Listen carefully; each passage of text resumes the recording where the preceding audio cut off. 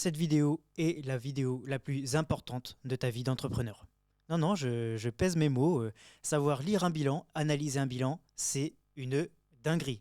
Et pourquoi je dis ça? Parce que si tu sais analyser un bilan, tu sais tous les analyser. Et ça, c'est ce qui est beau avec la comptabilité en France, c'est que c'est les mêmes règles pour tout le monde. Alors pourquoi c'est intéressant de savoir analyser un bilan? Eh ben, ça va te permettre de savoir si une entreprise est en bonne santé, savoir combien elle vaut, et aussi ce qui s'est passé, ce qu'elle a, ce qu'elle doit, etc. Mais on va y revenir.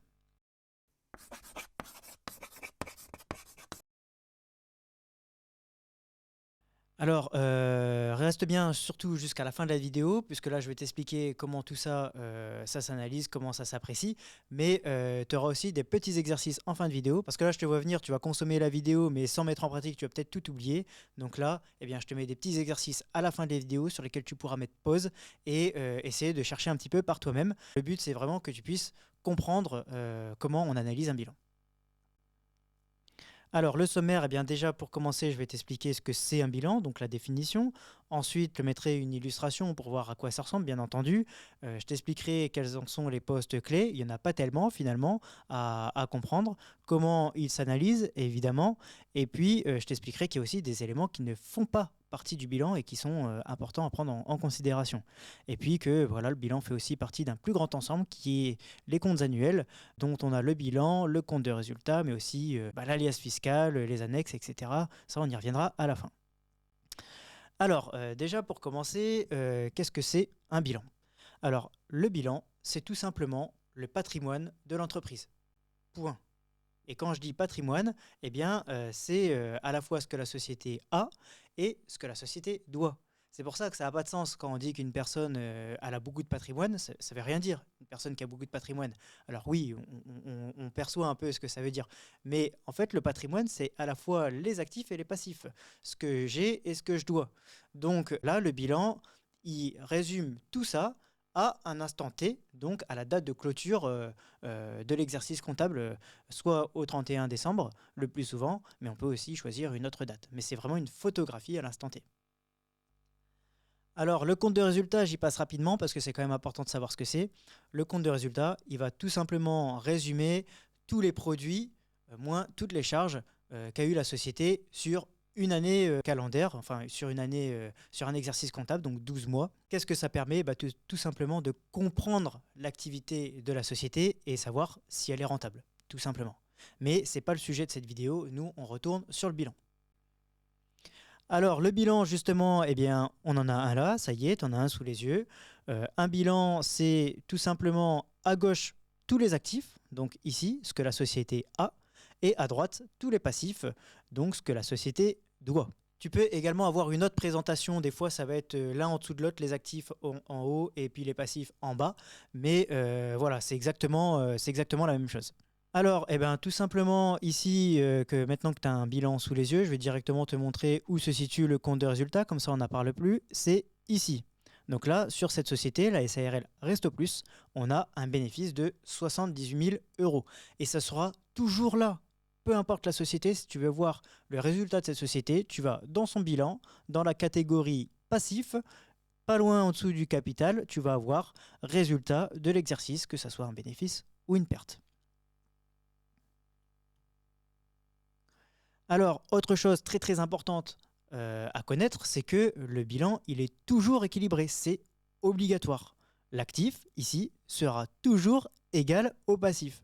Alors, en vrai, à première vue, c'est un petit peu difficile à comprendre, parce qu'on se dit, tu ne dois pas forcément autant de choses que ce que tu as en termes d'actifs. Mais en fait, si, il y a toujours une contrepartie. Et si je te prends un exemple, tu vas voir que c'est finalement facile à comprendre. Par exemple, sur SARL Resto Plus, là, j'ai emprunté 492 000 euros. La société a emprunté 492 000 euros. Eh bien, cet argent, il est forcément parti quelque part.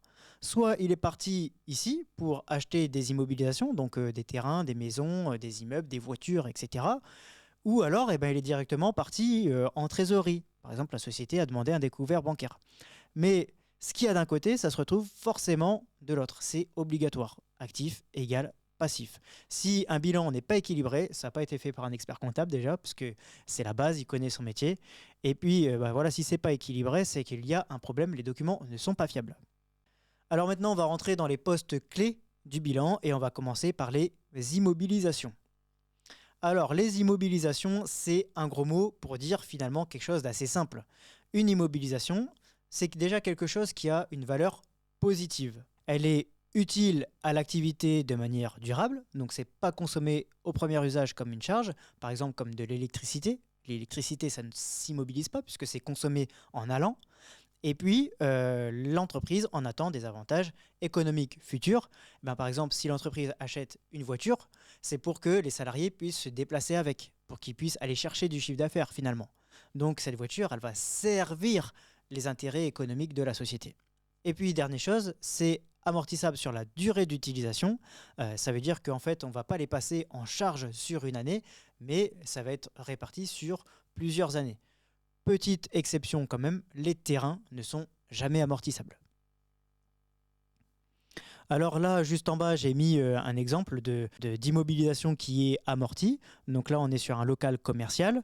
La société l'a acheté pour une valeur de 675 000 euros. Eh bien, déjà, on va la décomposer. Parce que, comme je le disais tout à l'heure, c'est sur la durée d'utilisation. À savoir que la toiture, ça ne va pas forcément avoir la même durée de vie que le gros œuvre, par exemple. Donc, on le sépare en éléments. Donc ça, c'est l'administration fiscale qui donne un petit peu ses taux. Et puis, voilà, on va amortir. Donc, ce local commercial que la société a acheté 675 000 euros, je vais pouvoir passer en charge de ma société 24 000 euros par an à peu près. Et puis, ça va diminuer au fil du temps puisque, voilà, si c'est amorti que sur 12 ans, les aménagements, au bout de la 15e année, j'aurais pu ces 3 938 euros. Mais voilà, c'est qu'un exemple. On n'était pas ici pour étudier les amortissements, mais je suis obligé de te les expliquer parce qu'ils vont se retrouver dans le bilan derrière. Ici, à noter également qu'il y a donc la valeur nette comptable. C'est la valeur d'acquisition du bien moins tous les amortissements qu'il y a eu dessus. Donc, valeur nette comptable, 578 850 euros. J'espère que je ne t'ai pas lâché. Ça y est, la partie compliquée est passée. Donc, les immobilisations, on les retrouve ici, à l'actif, parce que c'est quelque chose que la société a, qu'elle possède. Donc, les immobilisations sont à l'actif. Et pourquoi ils sont tout en haut ? Tout simplement parce que c'est immobile. Si tu regardes un petit peu, les postes ils sont classés par ordre de liquidité. Plus ça bouge, plus c'est en bas du bilan. Tout en bas, je vais avoir la trésorerie. C'est quelque chose qui va bouger tous les jours. Alors que mes immeubles, eux, ils sont là pour rester. Donc, ils sont en haut dans les actifs. Donc, ici, les immobilisations. Deuxième poste clé, les actifs circulants. Alors, les actifs circulants, c'est tout simplement des actifs, mais qui ne sont pas des immobilisations, qui ne sont pas là pour rester finalement. Et donc, dedans, on va voir les stocks, les créances clients, ça veut dire que j'ai facturé, mais que je n'ai pas encore encaissé. Je vais avoir mes valeurs mobilières de placement, donc ça va être les actions, les crypto-monnaies, par exemple. Et puis, ma trésorerie, ça, clairement, c'est ce qu'il y a dans mon compte en banque, c'est ma caisse aussi. C'est quelque chose qui est très liquide. Mes actifs circulants, je vais les retrouver ici. Ensuite, on va passer du côté des passifs, c'est ce que la société doit. Alors, ça peut paraître un peu contre-intuitif parce qu'on se dit que le capital social, pourquoi finalement c'est quelque chose que la société doit ? Eh bien oui, c'est le cas, puisque c'est bien les associés qui ont par exemple apporté 10 000 euros à la société.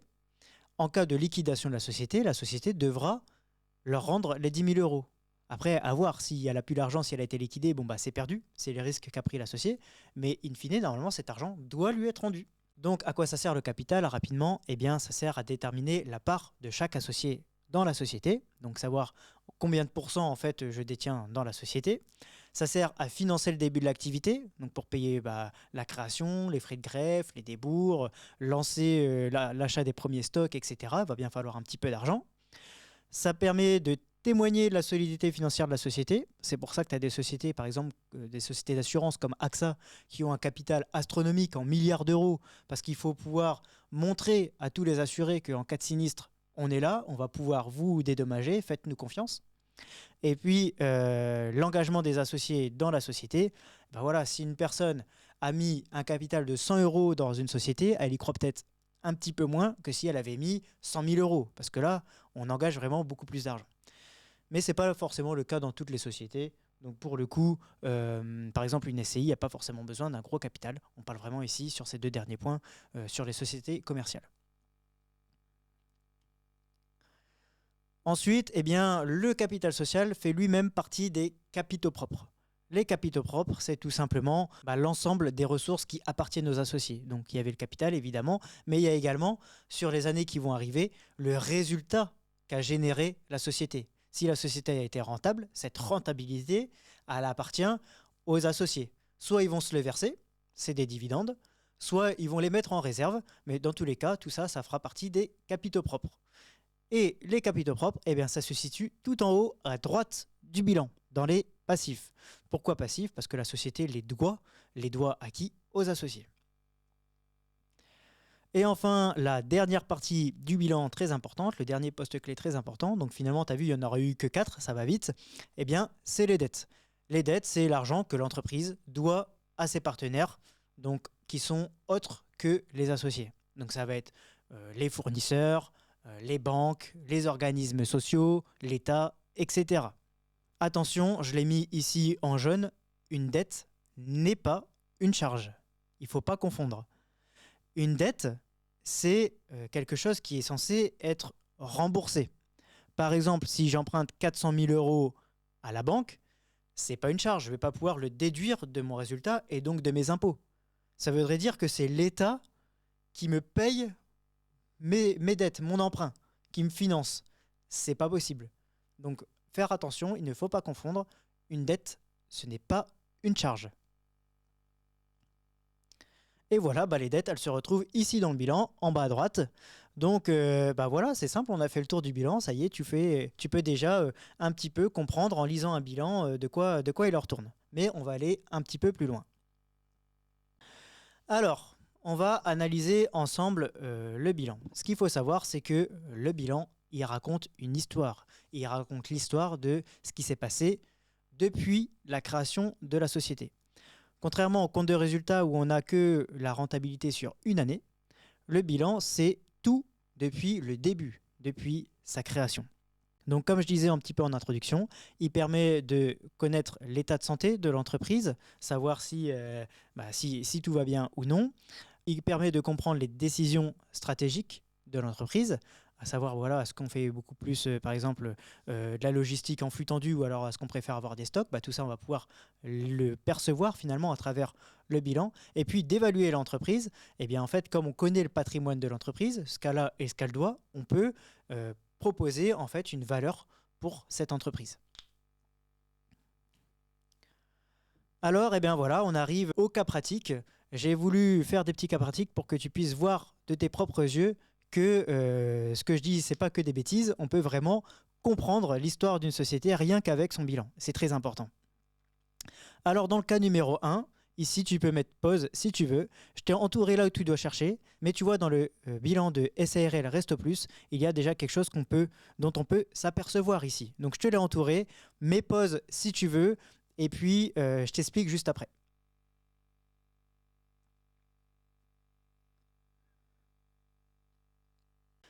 C'est bon? Tu penses avoir trouvé? Alors, on y va. Ici, en fait, ce qui se passe, c'est que la société est en état de cessation des paiements. En fait, elle n'arrive pas à financer son activité tout simplement. Pourquoi on dit ça? Eh bien parce que l'actif disponible est inférieur au passif exigible. J'explique.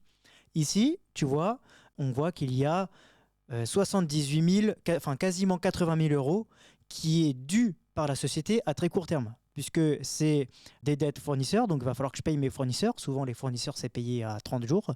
Il va falloir que je paye mes dettes fiscales et sociales. Donc ça, c'est tout simple, mais il va falloir que je paye mes salariés et puis les cotisations sociales qu'il y a dessus. Donc voilà, grosso modo, c'est les deux postes importants.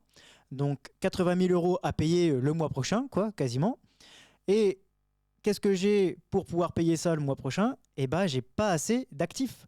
Quand je regarde ma trésorerie, donc c'est ce qu'on appelle disponibilité dans les bilans. Disponibilité égale trésorerie, tu le sauras. J'ai que 20 000 euros. Donc déjà, avec ces 20 000 euros, je ne peux pas payer ne serait-ce que mes salariés. Même si, admettons, j'arrive à écouler toutes mes matières premières, mes marchandises, et que j'encaisse tous mes clients, et ben malgré tout, j'aurai que 52 000 euros en poche, ce qui sera donc inférieur à ce que je dois payer le mois prochain. Donc là, quand je vois ça sur une société, je me dis, cette société, elle va pas bien du tout. Elle va devoir recourir au découvert bancaire à un taux important pour pouvoir financer son activité. Donc, à la limite, quand c'est une société qui est mise à la vente, eh bien ça, c'est un argument de négociation.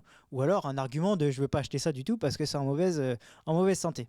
Et d'ailleurs, c'est pas pour rien que la cessation des paiements, c'est la première alerte qui permet soit à l'expert comptable, soit directement au dirigeant, de demander au tribunal de commerce la mise en sauvegarde de justice ou carrément en redressement judiciaire. On demande directement à quelqu'un de nous aider pour cette entreprise qui ne va pas très bien.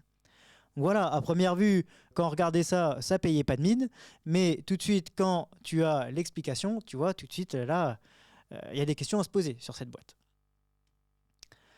Cas numéro 2, voilà. Toujours la SAR, elle reste plus. J'ai changé un petit peu les chiffres. J'ai changé un petit peu les chiffres, mais attention, hein, on est toujours l'actif est égal au passif, ça bouge pas. Ça, c'est une règle comptable immuable. Voilà, comme le cas numéro 1, je t'ai entouré là où il faut porter attention. Tu peux mettre en pause la vidéo et puis je t'explique juste après.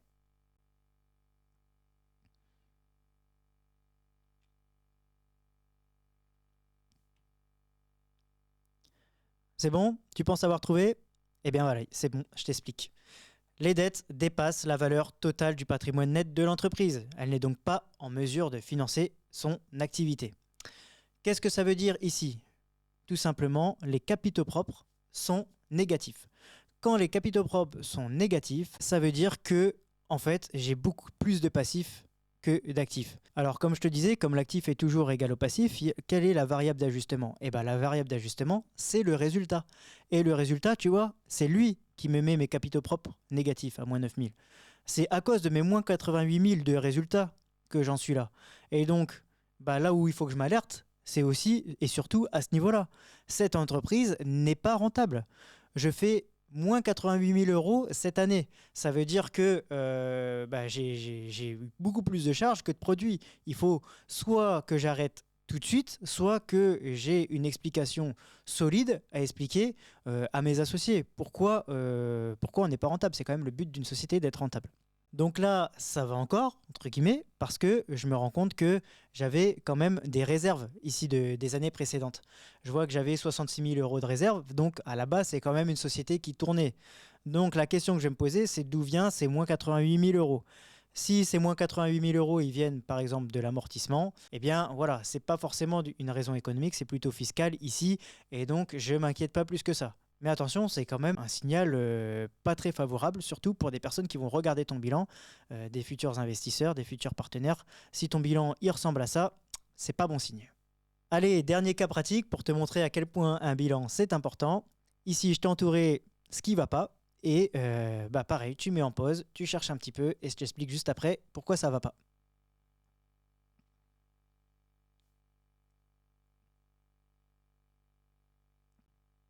Ça y est, est-ce que tu as trouvé? Si ce n'est pas le cas, je t'explique tout de suite. Alors ici, on est dans un cas où c'est pas vrai, c'est pas forcément très grave. Mais c'est quand même une alerte pour l'investisseur, pour l'entrepreneur. En fait, ce qui se passe ici, c'est que les immobilisations ont été complètement amorties. Je te renvoie à la slide qu'on a eue en début de vidéo. L'amortissement, en fait, c'est une constatation de la perte de valeur d'un bien année après année par l'administration fiscale. Je t'avais dit qu'une immobilisation est amortie sur sa durée d'utilisation.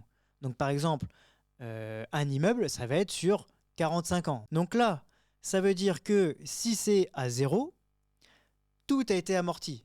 Ça veut dire que ça fait au moins 45 ans que l'immobilisation est là. Et elle n'a pas été renouvelée.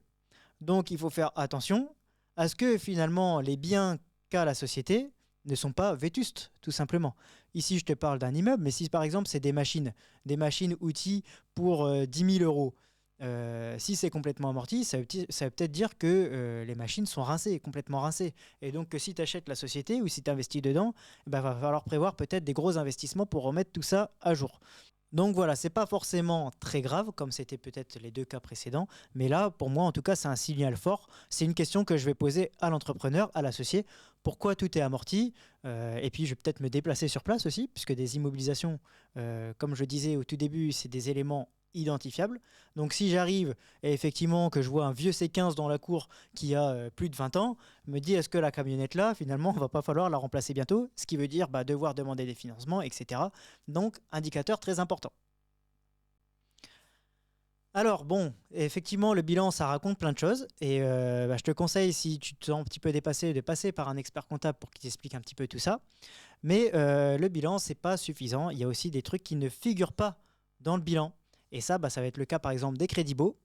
Tu vas avoir la charge qui passe en compte de résultat, mais dans le bilan en tant que tel, ils ne vont pas apparaître. Tu vas aussi avoir les engagements. On ne sait pas forcément les baux sur combien d'années ils ont été signés, s'il y a des contrats d'exclusivité, de franchise, etc. Ça, on ne peut pas le voir dans un bilan.